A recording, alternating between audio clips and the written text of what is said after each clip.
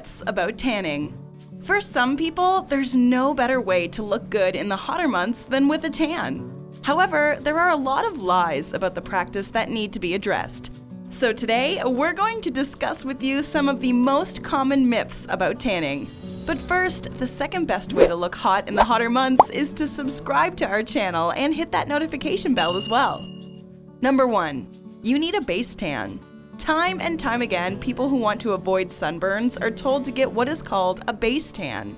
As the name implies, a base tan is the basis for the rest of your tan for the rest of the hotter months, and as we previously mentioned, will stop your skin from burning up in the hot sun. However, as essential as some tanning bed companies might want you to think they are, these are nothing but myths.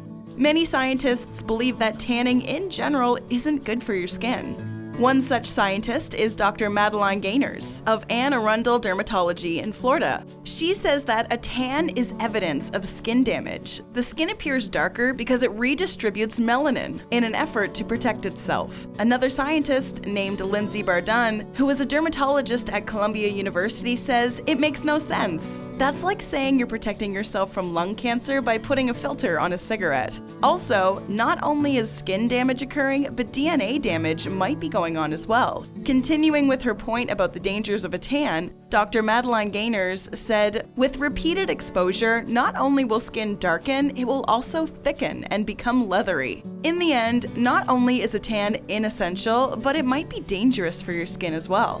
Number 2. You need a tan to get vitamin D. Everyone knows that you need to spend a lot of hours in the sun tanning your body in order to get some vitamin D. That's common knowledge, right?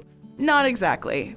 Turns out, while exposure to the sun is somewhat important, there are a lot of different factors that determine how much vitamin D we will get from our galaxy's closest star. The Surgeon General puts it like this: the amount of outdoor sun exposure needed for meaningful vitamin D production depends on many factors, including time of day, time of year, latitude, altitude, weather conditions, a person's skin type, and amount of skin exposed to the sun. So where the heck are we supposed to get our vitamin D, we hear you ask? Well, there's a solution to that as well. There's no reason to damage your skin or put yourself at risk for skin cancer, as well as accelerate your aging process to get your vitamin D. Achieving adequate vitamin D levels can be accomplished through proper diet and supplementation without harming the skin, our favorite skin expert Dr. Madeline Gaynors has said. So while we do recommend you go outside and soak up some rays, you should definitely be careful with how long you're spending in the sun. Oh, and try to find some food or supplements with vitamin D in them, should you decide to stay inside.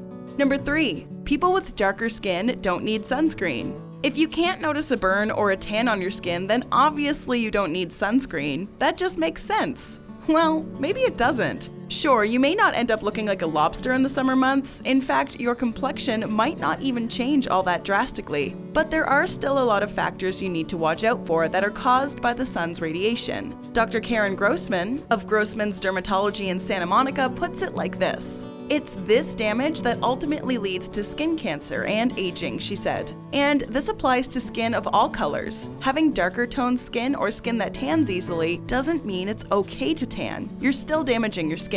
So even if your sunburn won't show up, make sure that you still wear sunscreen.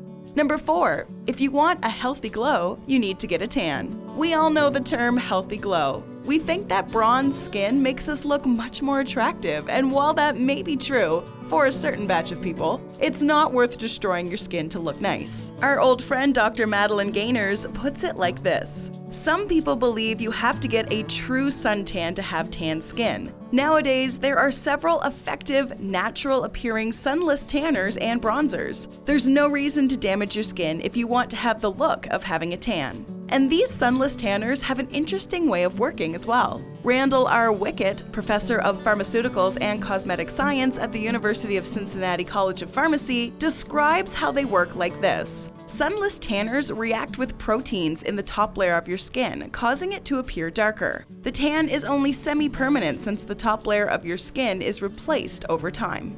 There are a couple of things to keep in mind about sunless tanners. For starters, the U.S. Food and Drug Administration has found that sunless tanners are only good for use externally. That means that you should avoid getting these products on or in your eyes, nose, mouth, and lips. Also, don't eat it. We know that seems obvious to some, but to others. Moving on. Second, sunless tanners aren't a replacement for sunscreen, just like the aforementioned base tan. In an article entitled Ask the Experts, Are Self-Tanners Safe?, Dr. Ariel Kuvar, MD, a board-certified dermatologist, said this about sunless tanners in reaction to their use as sunscreen. Unless the self-tanner is labeled with an SPF value, it won't protect you from the sun. Even if the self-tanner is labeled with an SPF value, you'll need to keep reapplying sunscreen over the self-tanner to make sure you're protected for the entire time you're outdoors.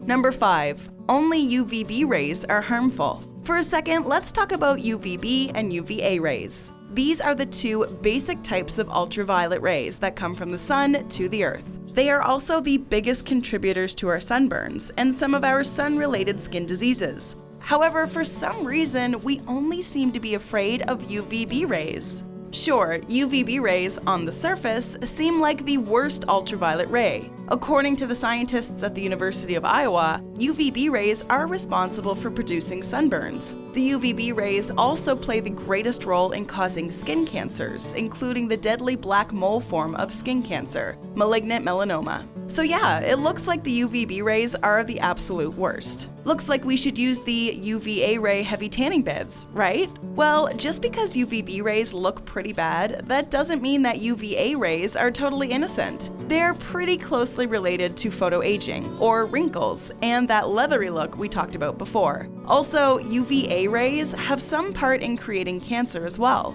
According once again to our friend Dr. Madeline Gaynors, 10 or more uses of a tanning bed will increase the risk of melanoma by 34%. And people who use a tanning bed before the age of 35 increase their risk by 75%. In the US, 6,200 cases of melanoma each year are linked to indoor tanning. The point is, you should probably keep an eye out for both UVB and UVA rays.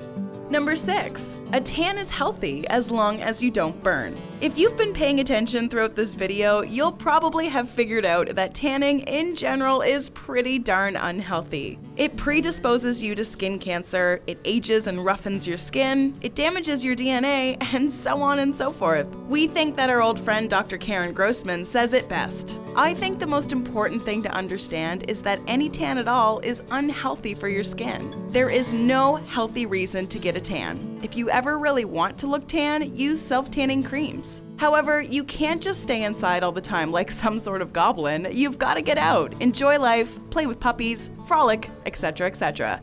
So how can you protect your precious skin from the evil sun? Well, here are a couple of quick tips. Wear SPF 50 sunscreen and reapply every 2 hours when you're outside. Wear sun protective clothing. Seek shade between 10 a.m. and 2 p.m. when ultraviolet radiation from the sun is most intense. Wear a wide-brimmed hat and sunglasses. Do all this and you should be protected.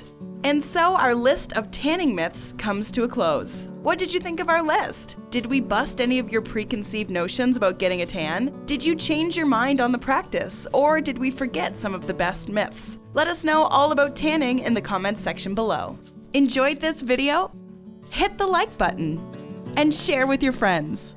Also, subscribe to our channel for more videos like this. Thanks for watching.